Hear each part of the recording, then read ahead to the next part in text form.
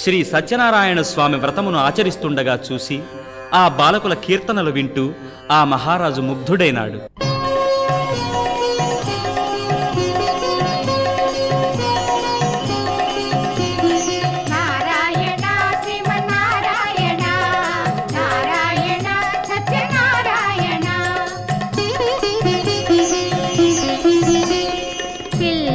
మదిలో నిలచి భక్తి నిలుపుమా,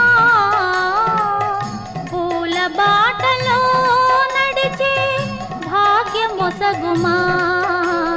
పిల్లల మదిలో నిలచి భక్తి నిలుపుమా,